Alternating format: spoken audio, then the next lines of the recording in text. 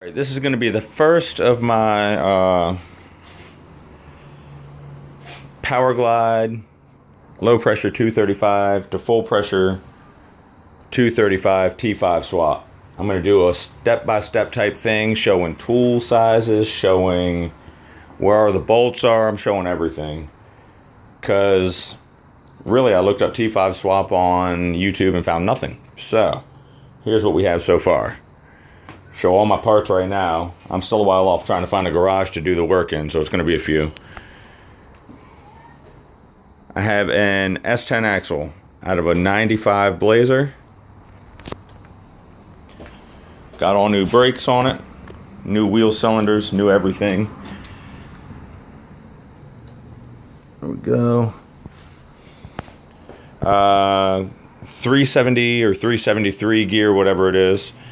Came with the e-brake cables, so I'm going to adapt that. I'm trying to adapt them to my factory handles, or my factory handle rather. See, they got the brackets and all that down there. So yeah, got Bendix brakes, full rebuild. Everything's brand new inside. I would pull it off, but I'm not going to. Let's see. Of course, the 235. It's out of a 58 pickup, so it has the aluminum timing gear. It has a 261 cam, which I didn't know until I did some deep research. Gonna do a full tune-up on it, of course. Swapping the fuel pump over, keeping the distributor. Let's see. Everything looks good. I saw videos of it running before I bought it. Looks great. I was gonna split the stock manifold, cut it off. There's the piece. And my intention was to put it right there, but it sits super close to the block. The pipe will go straight down into the block, so that's a no-go. All right, so we have that. Of course, I'm reusing the 51s and taking, I might get a set of Fentons, I don't know yet. Anyway, on to the next. Oh, and I'm gonna drill this plate out for the front motor mounts. I was gonna use side motor mounts, but I'm not, I wanna keep it looking like a 51 motor as much as possible. So let's see. We have a two-piece S10 drive shaft with a carrier bearing. Go as low as I want and not have to touch the floor. Won't have to cut the trans tunnel at all. I have a 57 drive shaft just in case I don't want to use the two-piece for some strange reason. I don't know. I don't see that happening, but whatever. Now keep in mind, mine's a Powerglide, so I had to buy everything for the 5-speed. So we have the Hot Rod Works adapter. Very nice. New trans mount. Got this from Hot Rod Works as well. That's for a T5. Super detailed instructions.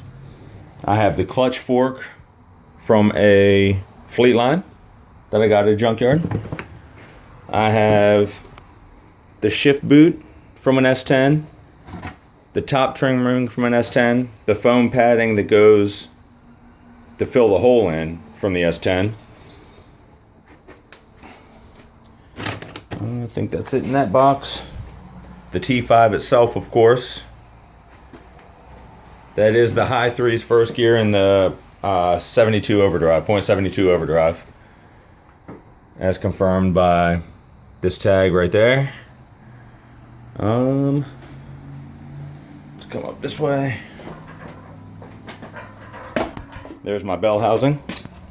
Off the same Fleetline I got that clutch fork from. With the bottom plate.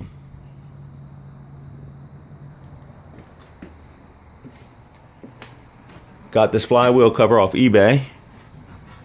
I don't know if it was repainted or what. I mean, it had to have been because this thing looks brand new. I don't see how that'd be possible to still have it look like that. But anyway, we have that.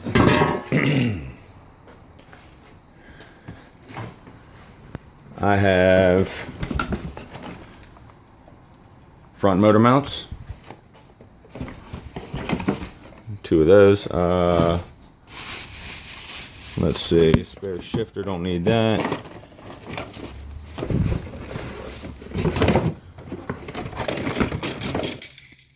U-bolts. 3-inch drop blocks.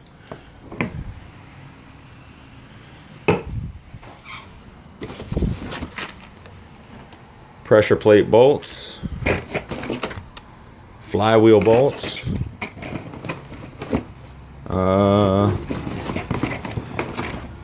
Throwout bearing.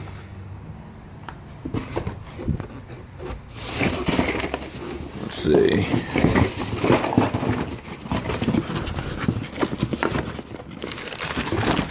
Alignment rings for the intake. That's a new U-joint for the drive shaft. Pilot bearing. Multiple pilot bearings. I got a bunch of them. Because there's like 4 different ones, and then I don't know which is which. And I think that's about it. What's this? Oh, this bell housing mounts.